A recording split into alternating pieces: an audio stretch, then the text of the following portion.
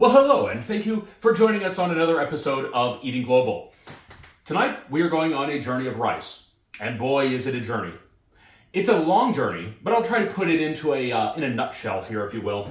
Now, rice, you could throw it in a pot and cook it and whatever. It's fine. But to make really quality rice, there are some things we're going to have to do.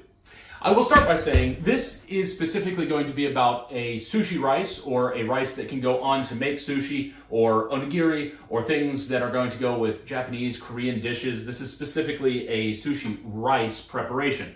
Now, there's all kinds of rices out there. There's jasmine, basmati, sweet rice, medium grain, long grain. The list goes on. They each take a little bit of preparation on their own, but sushi rice is a special animal. If you want to become a master sushi chef, you have to be an apprentice and learn how to make rice before you can move on to the next step. The master sushi chef will train you into making the rice, and he has to be comfortable, he or she has to be comfortable with you making perfect rice before you move on to the next step. So we know that rice is a quintessential foundation, and there must be something to it besides just throwing it in a pot and cooking it. Okay, so let's talk a little bit about the specifics, about our one ingredient here. Now, if you're going on to make sushi, we're going to put salt and vinegar in it and sometimes some other things in order to get it ready for sushi. But we're specifically talking about just making rice. And then the steps would follow if you were going to make sushi or onigiri or just eat it alone. Those are all different directions we can go, but tonight is just rice. The rice is a specific type of rice called sushi rice. So if you go down your grocery store aisle and you're not seeing sushi rice right where the medium grain and long grain and all the cheapo rices are, it's probably in a international section somewhere. A lot of times it's not together with the regular rice. Maybe your markets do put it with the regular rice, but in my area, all the stores here seem to sequester the sushi rice somewhere else. They kind of put it with all the sushi making stuff and the Asian international stuff in that aisle. So if you're not seeing sushi rice in the store, go to that aisle and see if it's there. So my favorite brands are Nishiki and Botan. Those I'll throw up on a picture on the screen here. This happens to be Nishiki rice, and it's a beautiful little, it's kind of a short to medium grain, probably more short grain rice grown in California. And it is delicious. But to take it from just the state of where it is to amazingness ready for sushi, there's a couple things we have to do. And you can't mess around with this. The steps are very important and they must be done. So here we go. Okay, so to start with, decide how much you want. Now for me, I normally would eat a half cup of dry rice. I don't know if that's appropriate or not health-wise, but you know what? That's what I eat. And then it ends up being around a cup to a cup and a quarter of cooked rice, because it does swell up, of course. Now, for our purposes here, I've got a couple things I'm going to do later on with this rice, so I'm going to make 2 cups of rice. Speaking of the cooking process, cooking rice, there's two ways to do it. You can either cook it in a rice cooker, which is what I highly recommend cooking it in a rice cooker. Or you can cook it on the stove in a pan or a pot. Now, if you cook it in a pan or a pot, you have to have a nonstick pot, and you have to really take care of it. It's a lot of work, and it's very exceedingly easy to mess it up. Now, if you're just making Spanish rice or side rice or seasoned rice or something like that, no problem. But sushi rice, if you're going to go on to make sushi or some sort of really fancy rice like this, you need a rice cooker. And at very minimum, you have to get a non-stick pot that distributes heat really well, has a nice thick bottom on it. And by the time you've done that, you might as well just buy a rice cooker. Now, my rice cooker here is the Aroma brand, and it is $25. You can get it for $25. You can't get a pan or a pot for that. So do yourself a favor and get a rice cooker. It really takes a lot of the guesswork out of it. But there's still things we need to do. So, here we go. One of the two most important things,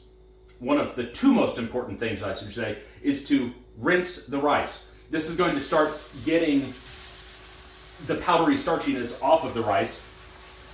And as you can see, the rice, the water the water gets really kind of milky looking. And that's all the starch. We don't want much of that in there because if we have too much starch, it just ends up being mushy and nasty and too sticky, and it's just going to mush together if you try to make sushi or onigiri with it or anything that you need to press it into a ball form or whatever, or shape it. So we're going to get rid of most of that. Now, even if you're just doing side rice to eat with something, or bibimbap or something to that matter, I still make it sushi rice quality because I like quality rice, even to eat with another dish.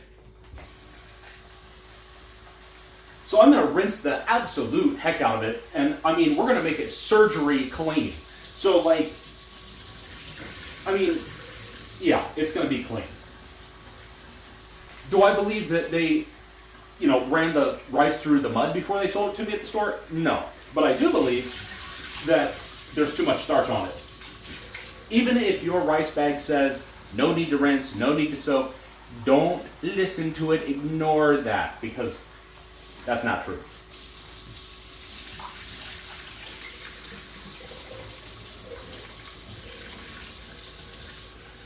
So, I'm going to rinse this. The standard, sometimes they say, is 2 times. Now, this, standing here doing this and pouring it out, getting some of that water out, that would be considered once. As you can see, I've already done it many, many times. And I will continue doing it until the water starts running clearer than it is. The rice will tell you when it's ready. Listen to the rice.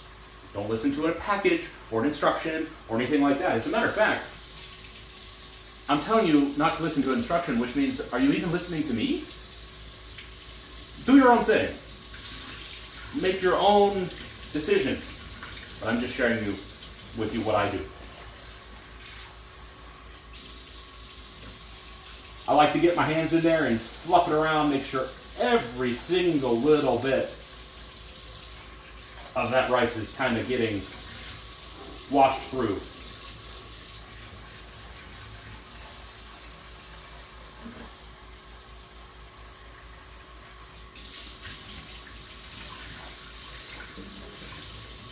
Okay, now, the next step that we're going to do is soak the rice. Now what that does, even though we've cleaned a lot of the starch out of it, we're going to let it sit in there. And that goes ahead and hydrates the rice, and really, in our cooking process, we're going to show you where that goes, but it makes it much more chewy and fluffy all at the same time. So it gets more of that starch out of there and hydrates the grain. Now I'm going to show you close up. You see the rice is sort of, I don't know what to call that. It's not translucent, but it's sort of translucent, I guess. That's what we're going to call it. Now, I'm going to go ahead and fill the pot with water here.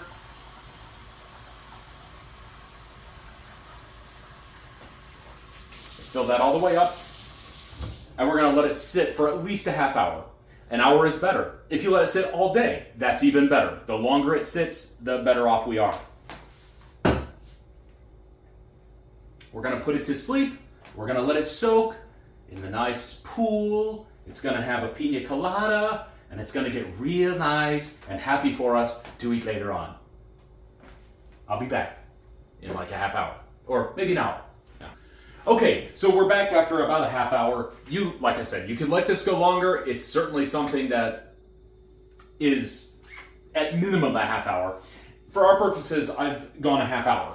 Now, I'm going to pour the water out here and show you kind of where we've gone. So while this was soaking, I came up with a great word, opaque. So the rice starts opaque, not translucent, but opaque. Isn't that fancy?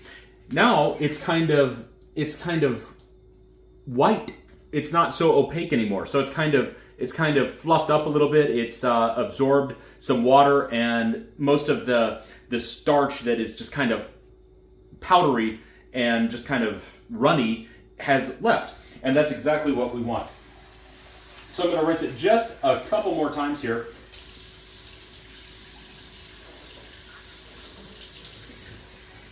So once our first set of lots and lots of soakings were done, we soaked it for a half hour. And I'm going to rinse it just a couple more times here.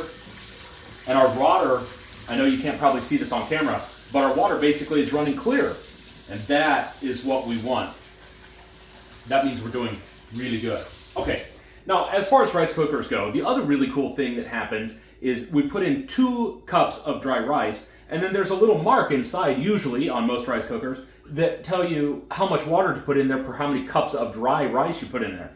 Now, I put in 2, so I'm going to put in precisely that amount up to the 2 line. Put it on a flat surface. Okay, so our water is exactly correct. The rice is exactly correct. And now we're simply going to cook it. All right. So we just put her in there, put the lid on, and push cook. A lot of different rice cookers will have different settings. Some will have more fanciness going on. I like my $25 little aroma rice cooker. You can pick them up at pretty much your local stores, your local super centers, if you will. And it will sit there and do its thing. Now, when it's done, it'll pop a little switch there and it'll turn over to warm, and then we know we're ready to go. Then our next steps happen from there. So with this rice cooker, it's not fancy. It doesn't have any bells and whistles. It cooks in about 25 minutes or less. Now, some of the fancy rice cookers, you get real up there with the fanciness, they take longer. I don't know why. But I've had other rice cookers that were like, in the $100 areas, and they will take an hour and a half to cook the rice. Same results. I don't know what the difference is. This is just, it's cheap, and sometimes cheap is good, right? There it is. Here we are, 20 minutes later, and as you can see, the little thing popped off and it moved over to warm, and so indicating it is done for us.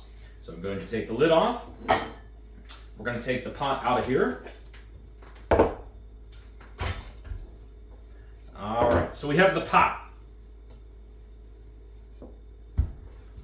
Now, one of the important things, if we're going to go on to make sushi or onigiri or anything to that matter that we want the rice to be cooled down for so we can handle it, is to take it out of here and put it in a bowl so it can cool. That also lets it firm up a little bit and dry out just a little bit more. I use the term dry out cautiously because we don't want it to dry. We just want some of that initial steaminess to get off of it. So I'm going to take it out of here. I'm going to get my rice paddle wet. Rice paddle is wet so the rice doesn't stick to it, and I'm just going to kind of fluff it up a little bit and transfer it to a bowl. Now, as you can see, our rice is wonderfully fluffy, but at the same time has stick factor to it. It's very sticky. Not so sticky that it's mushy, but sticky enough to where we can put it in a sushi roll or an onigiri rice ball and it's not going to just fall apart. Okay, now our rice is complete. This is our empty palette where we can go anywhere with it. Bibimbap, sushi, onigiri, just as a side, katsus, donburi bowls. The list goes on and on and on. You see, you can use your imagination on where to take this. This is your vehicle to anywhere you want to go. It is a lovely thing. Now, if you wanted to take it and make sushi with it, you obviously have to let it cool. We're going to put some vinegar with it and some salt and things like that just to get it perfect for rolling and nice and tasty. But anyway, with this, I'm not going to do that. We are just going to eat it as is and go from there. It is a wonderful thing, and I hope this gives you a little bit of an idea about how to make wonderful rice to eat as a side, to eat with a dish, or sushi, or whatever you want to do with it. Join us next time on Eating Global. We'll see you somewhere around the world.